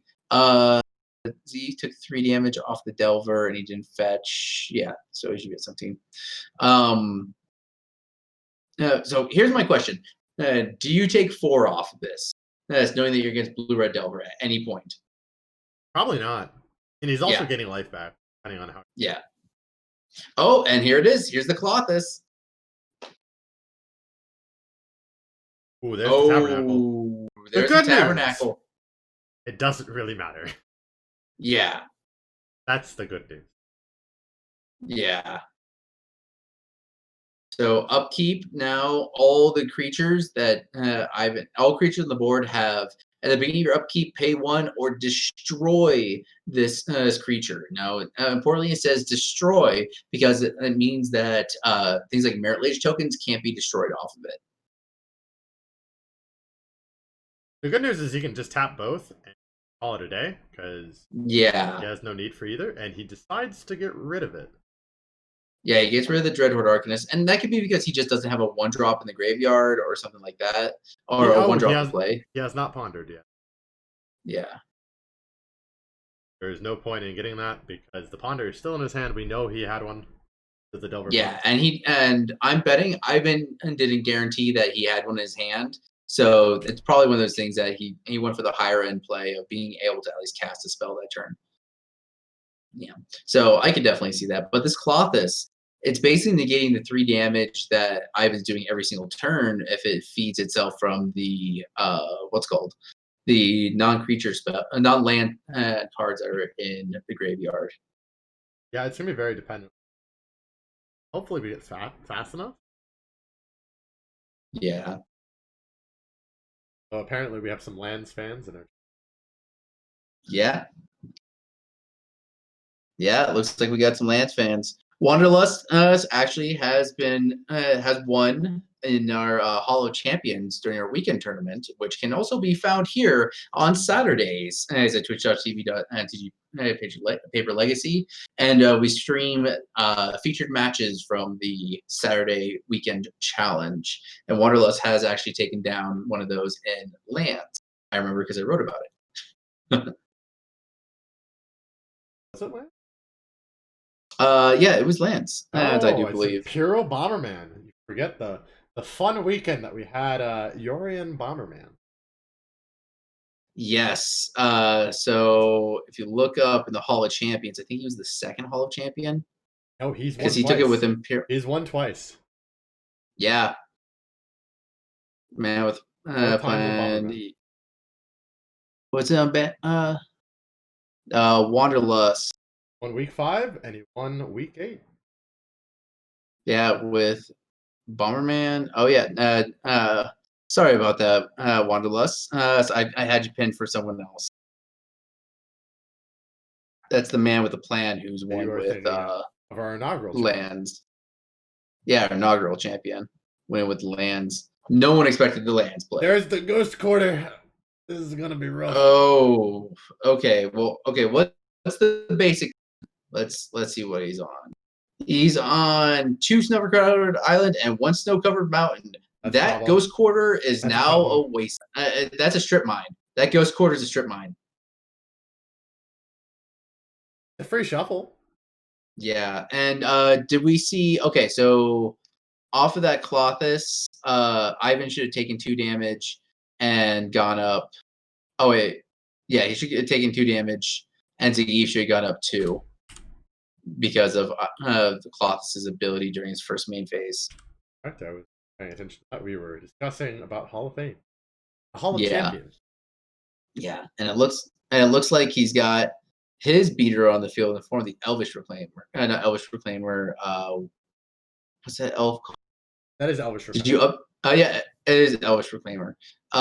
Did you update Cardboard Live, by the way? Yes, Cardboard Live should be updated. Everyone should see the deck list. For sake of clarity, I'm just going to call our player on the right Zig, because how you should say that name. Oh, I've just been going with Zig. Zig. Yeah. So looks like he is paying. Okay, so looks like both of his Delvers have flipped. and now he's going in for 6, and it looks like Zangief might be having oh, he's activating the Elvish Proclaimer, sacrificing it. Getting a Maze of Ith, I would assume. Mazavith, he can't activate a what's called Blast a blast. Yeah, that's what I say the blast zone, because the blast zone he can activate on the next turn. So he's gonna take 6 here. He's gonna go back to down. He's gonna go down to 10. But he's going to be able to very cleanly clean up this board. And it looks like that Ghost Quarter did turn into a strip mine and take him off that red mana. So now Ghost Quarters are live to strip mines, and Wastelands are also live. So this is going to be a very interesting game.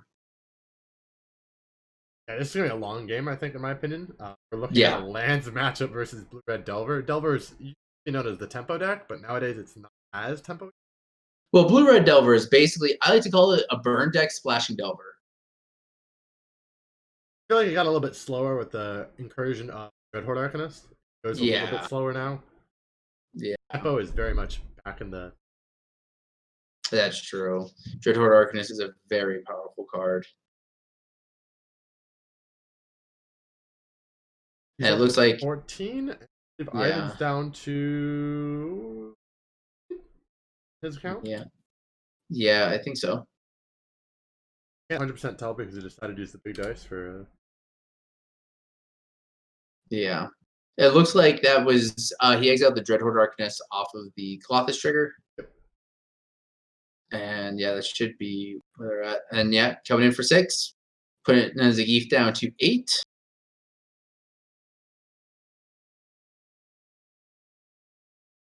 He's going to 7 then. Yeah, looks like he should be going down to 7. Hold off because this might. Yeah, no, just getting. Who's going down to 7? No, what I'm guessing is he's just trying to build up the lands to activate the blast zone. Now I'm confused actually who dice is who. We have 14 here and we've got over here. I don't know. Tell you the truth. Out to the play. Yeah.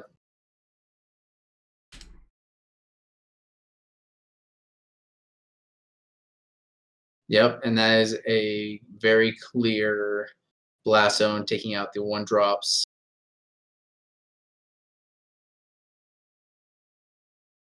And this is where our lands likes to stabilize at.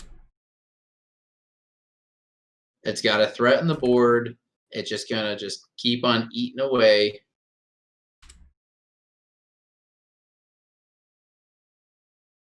I think Zangief's at 15, and I think Ivan's at. Oh, that cloth has been putting in work apparently.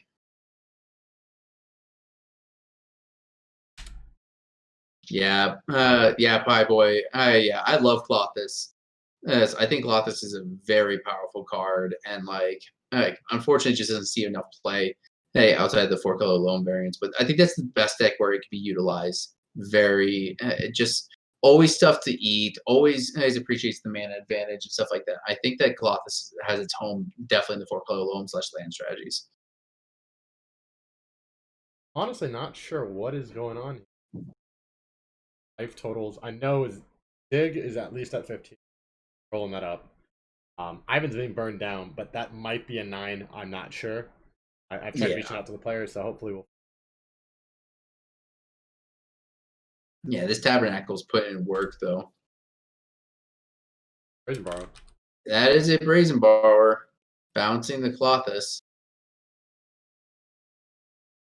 So important he did that this turn because he just doesn't want to take the 2 damage again. So I think that 2 damage is really starting to mount up on him.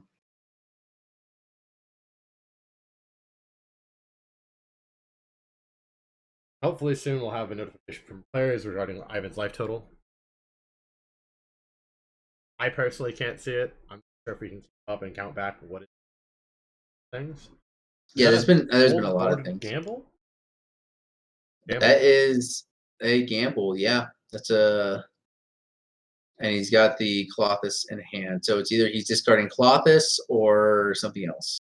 Very fine. Which I'm pretty sure it's Life from the Loam. Knowing lands traditionally what it wants, definitely go for that Life from the Loam. It could be Punishing Fire.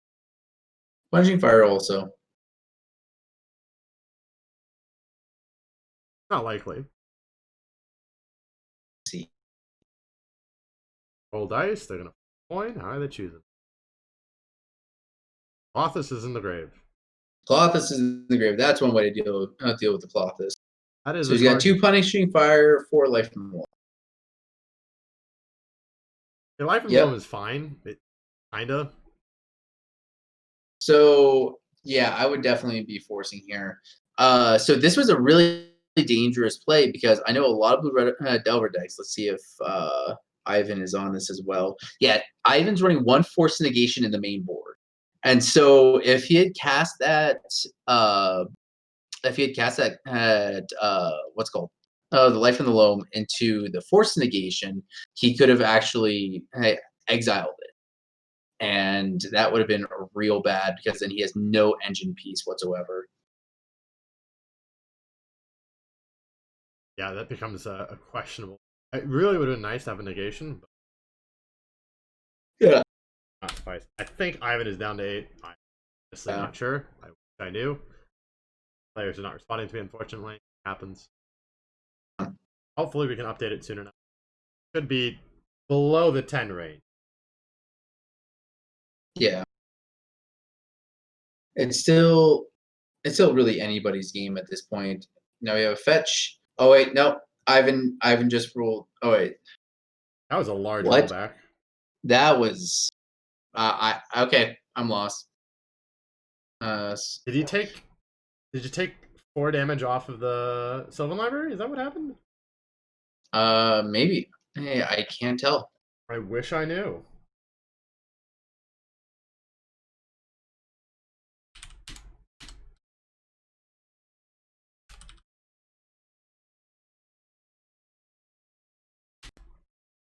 Let's see.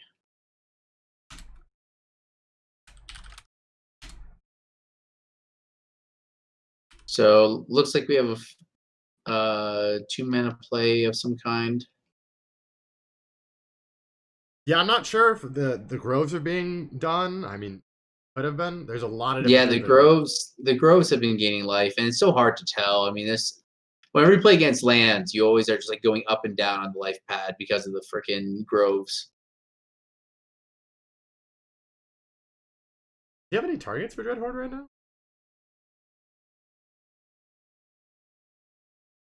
He only has a Force of Will, which is not happening. Yeah. He's got a Delver in the grave as well.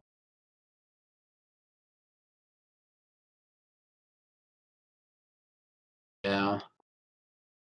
Which I mean, that being said, Dreadhorde Arcanist can't die to Punching Fire though, so Threes are nice. it does require 2 Punching Fire. I hear Lance players hate this card as well, so.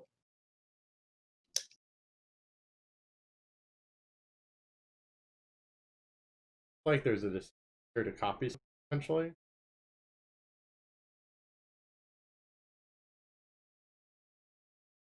Assuming that he's going to pay for the trigger. That mana, tap down something, pay for the. Yeah, it looks like he's Rashad and Port and tapping down the Volcanic Island. Yeah. Which I'm just going to use to pay a trigger. You can just Oh, bolt him in the face, I guess. bolt him to the face. I cannot tell what he's down to at this. Less I than can't 10 either. somewhere. Less than And 10 Dreadhorde somewhere. Arcanist pays for the Tabernacle, and Ivan. I'm going to call that 5. Yeah, I don't know. Ivan's gonna bolt. And yeah, I think Ivan took it. Yep. So Yeah, the real life total was 4 then left over. There's yeah, one hit I'm and then guessing 4. so. Okay, so they must have been at 8, I guess. I'm not. Yeah, I can't really tell. Yeah, they need to give us a better chance. And players, if you do end up popping into the stream, it'd be greatly appreciated if you use some sort of digital little timer, digital life pad of some kind. That way we can keep track of everything. She may report until after the tabernacle trigger resolves. Yes. That was one of those. Yes, I definitely 100% would have waited. Yeah, I agree. All right, so time to pull some sideboard here. So we have Zangief on lands, and it's going to be in on the play next round. And here is his sideboard. So we got 2 Pyroblast, 4 Sphere of Resistances, 2 Choke, 1 Crucible Worlds, 3 Tireless Tracker, 3 Force of Vigor. Very clean and sideboard. What do you like here? Honestly, I like Crucible. I really like Crucible, I and I really like Choke. But I really all like the these cards are Choke. good. I really like the Choke and the Crucible as well. Personally, I wouldn't bring in Pyroblast because the only thing you're really Pyroblasting is the Delver, and your Punishing Fire has already cleaned that up. I would 100% bring a number of the Spirit Resistance, though. Delver works on such fine margins that if you're making their spells cost 1 more than free, it's oftentimes fatal for the Delver. Yeah, no, it's very clearly saw that problem where he just pitched the True Name Nemesis. We're gonna get to. Yeah, exactly. Delver is a 1/2 mana deck, so it doesn't really need to get to a 3 mana. But if you're making all of its stuff cost 2 to 3 mana more, it can't win through that, especially when you're like on a mana denial strategy. Anyways, for Ivan, we are on 1 Tormod's Crypt, 1 Blazing Volley, 2 Pyroblast, 1 Red Elemental Blast, 2 Surgical Extraction, 2 Abrade, 1 Null Rod, 1 Price of Progress, 1 Winter Orb, 1 Blood Moon, 1 Dismember, and 1 Sulfuric Vortex. What do you like here? Honestly, I like Winter Orb a lot. Not joke. Yeah. Winter Orb's a very good card in this matchup because lands really needs their lands to untap. Lands doesn't work out that well when you pick one. Honestly, I'm loving the 1 of Price of Progress because that is just brutal. That's a finisher right there. That is your Fire Blast for this matchup.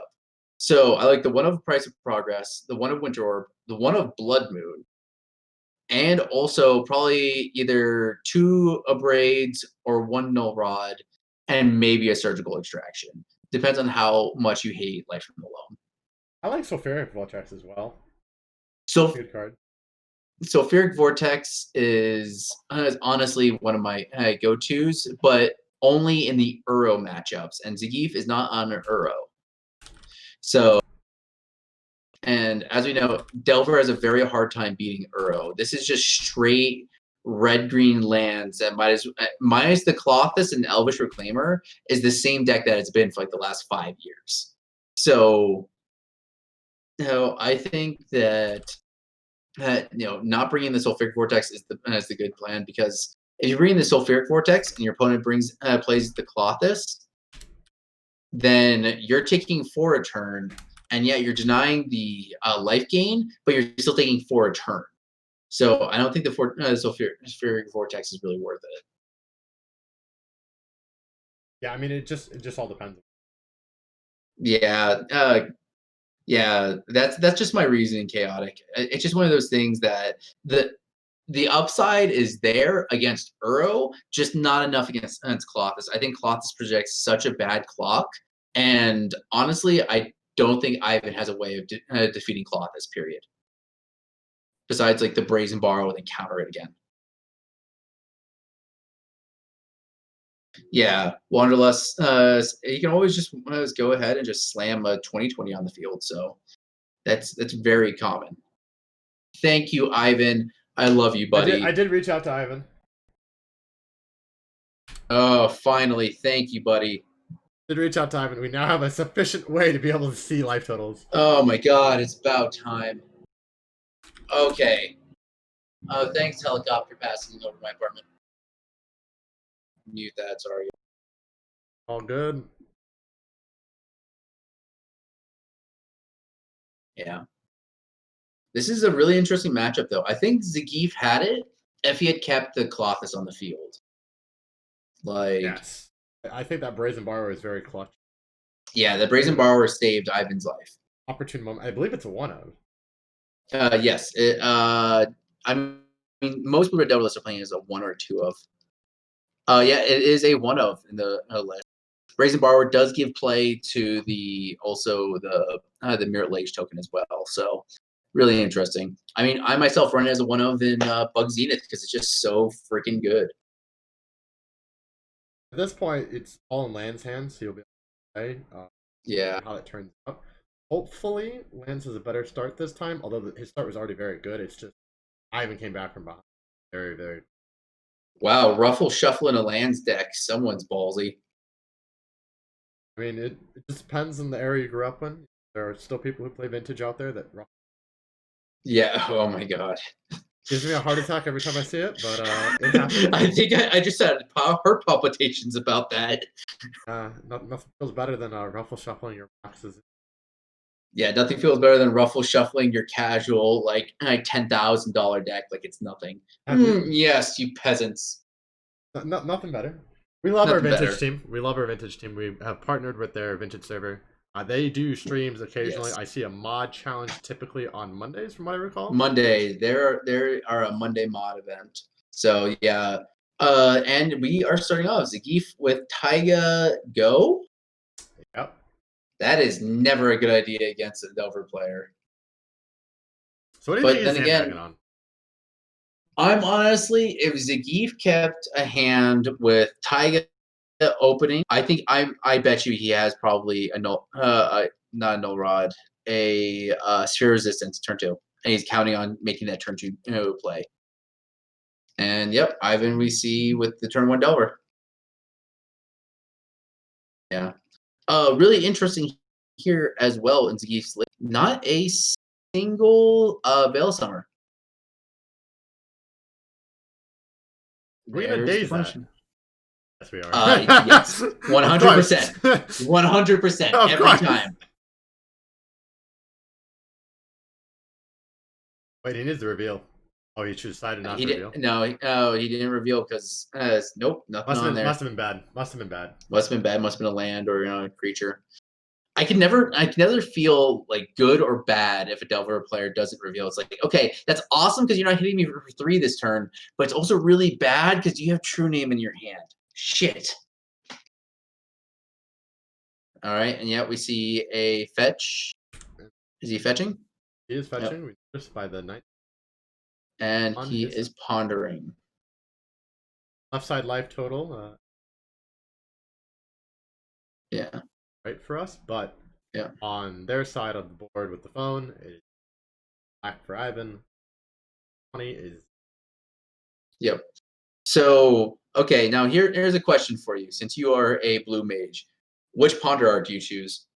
I prefer the 3 orb ponder a lot. Yeah. However, I have Bald Man as my art in my Miracles deck because Bald Man is hilarious.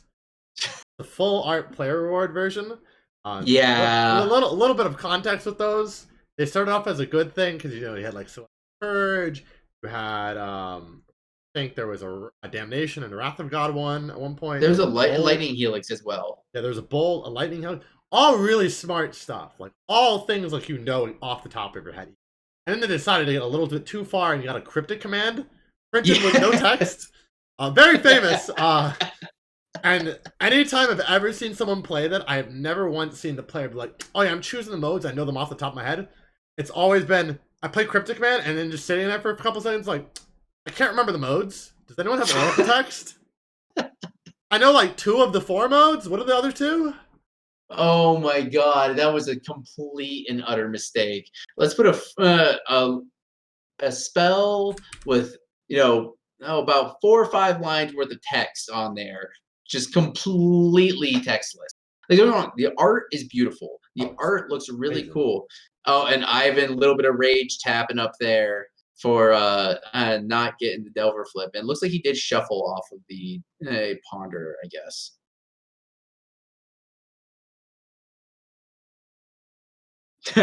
Beyond sadistic in the chat. Crypt Commander, I'll counter your spell and make 15 and 8/8 Krakens. Yes. Yes. Yeah, I think one's counter. I'm gonna try and do it as best as I can. I'll have before. One's counter. One is tap down your dudes. One's draw a card, and I can't remember. The fourth one is bounce target permanent. Eh, Yeah, it's bounce target permanent because that's how you're able to do the lock with the what's it call it? Oh, and we see a surgical extraction hitting the punishing fires, and that is really big because he has 2 delvers on the field right now. All right, and we're gonna see a little bit of the sideboarding. Yeah, we see the chokes. And Yeah, Crucible of the World. Crucible Worlds called it. He Another called it choke, with I that think. one. I think it was a double choke. Yeah, double choke. Fire Blast. Pyroblast. And in hand we see crop rotation. Freaking what's that cycling thing called? I always miss those. He did something or wooded something. Wooded Double check. Foothills. No, Wooded Foothills is No, definitely not not. Wooded Foot. Nourishing. No. No, Tranquil Thicket. Tranquil Thicket. There we go. Wow, we are like terrible. We are great casters. We are just absolutely great casters because we can't remember Tranquil Thicket. Look, it's from an era when I didn't play. I will say that. If I remember correctly, that was Urza's originally, right? Something like that. No, it's during Onslaught block. I think. Onslaught, yeah. All right, so we are seeing the Colossus, and what's really unique here, he is not playing around days because Mazavith cannot tap for mana. Come on. Oh, he does not have an answer. Does he get the flip? Force. Yeah, he gets the flip off the force. Good news is we get a flip. Bad news is we really need to get rid of it. Yeah, Colossus is a massive card that is just going to just cost so much navigability. So yeah, we see Ivan at 18, Zagif at 16. Gain a life. Yeah. Needed. Yeah, because of the Grove of the Burning Willows. Otherwise, you couldn't catch Colossus. Yep. It'd be a difficult time. All right, so we're seeing a 3 Blood minutes right here. Moon! Oh! Here Get that comes the garble Blood out of here. Moon. That Yeah, where's Mazavith your is Mazavith a now? mountain. That Mazavith can tap for mana now. That's for a nice, sweet, sweet red. Oof. And here we see Zagif going down. He should be going down to 12, right? Because he's at 18. He's taking 6. No, he's down to 13. Not at 18. Oh, 13. At 16. Yep. Ivan being a good sport and leaving his hand on the table. Actually, no, he should be going down to 10 if he's taking 6 here. Yeah. But what was he at then? Went down very far. I think he was at, he must have been at like 19 or something like that. Yep. I think he only took 1 Delver hit before they both flipped. Because I don't remember him swinging. Oh, down to 12. Yep, we are correct. Yep. Down to 12. Yep. We had it right all along, guys. Yeah. I think we're up to 19 now. Ivan. Yeah. We're gaining life off. Oh, hi, puppers. Hi. Do you want to say hi? Is it 16, 15? I can't tell. Yeah. Look, 16, 15. I can't tell. Yeah. And right now, okay, so what's really cool is that Clothis does allow him to produce green mana. So Clothis does fix through the Blood Moon. Oh, but here we see the Force pitching True Name Nemesis. 15, 15 now? Yeah. At least it's a parody. Yeah. And we're seeing, yep, 2 Fat Delvers coming in. Puts him down to 9. This is rough. Oh, yeah. Zagif looks like he is pretty much. I don't know if he has an answer outside of a Force Vigor, and from what it looks like, I don't think he brought one in.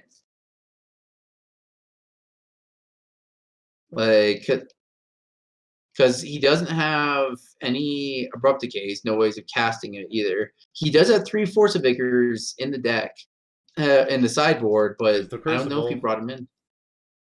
Yeah, with no graveyard. Yeah, I'm not sure that does I don't think it does anything. a lot of mountains. Yeah. Ivan drawing, Oh, good coming in one. for 6 again. Good strategy. Yeah, he does. He doesn't have lethal if what's it called? If Clothis chooses to exile a non-land permanent from the graveyard.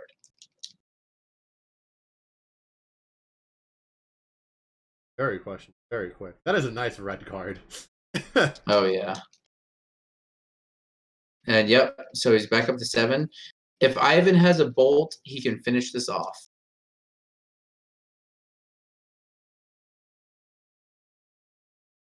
Let's hope Ivan takes it home for the mod team. Hopefully, Yeah, we're not that sad. we're not that bad. There's the bolt. There's the bolt, and going uphill, and The virtual yep, handshake. The virtual the handshake. virtual handshake. There it is. Blue Red Delver and Ivan taking it. Woo! Saving us from the clean sweep. Okay. We might not have taken the win this week, but the mods didn't get swept again. So The mods did not get swept. That is the good sign. So yeah, as long as we haven't been swept, that's all that matters. Still retaining some amount of respect around here. So there's the sulfuric vortex, which we thought would come in the blood moon. Yep. What the heck is that? Up there's the winter orb. Did you bring in blazing volley? Is that the other red card? I think that's blazing. Yeah, I think that's blazing volley. That's blazing volley. Interesting choices. Look at the stifles. I completely forgot those in there. Yep, he was running a 2 of a stifle. Yeah. Oh man. And as we he did bring in the force of vigors. Yep. So yeah. Ready. Oh wow. He was he was ready. Just couldn't find it in time for the blood moon. Oof. Man, that was a classic blue red delver playing as good as it could be. But that was a great time, guys. Like I really appreciate it for everybody that came out. It was really great to see. It was really great to see everybody, and glad that this has been taken off and that people have been enjoying this. And those of us who want to join us, you can join us on the Discord by doing Discord. We are the Paper Legacy community on Discord, MTGPL Legacy. We do weekly events on Saturdays. We typically do at least grand finals of whoever hit for all of champion section or physical deck list. A lot of fun, and then every Thursday we have the mod fight night because it's fight. The mod fight night has been a pretty popular event, and a lot of people try to get in on it because it is a good time. You get to have your deck featured on stream, get to show off the legacy bling, and have a good time. So I'm glad everybody came out for this, and everybody's been enjoying it. As always, I'm Mr. Jack Dax, and co-commentator here is Dr. Q. Have a good night, Thank you everybody. for coming out.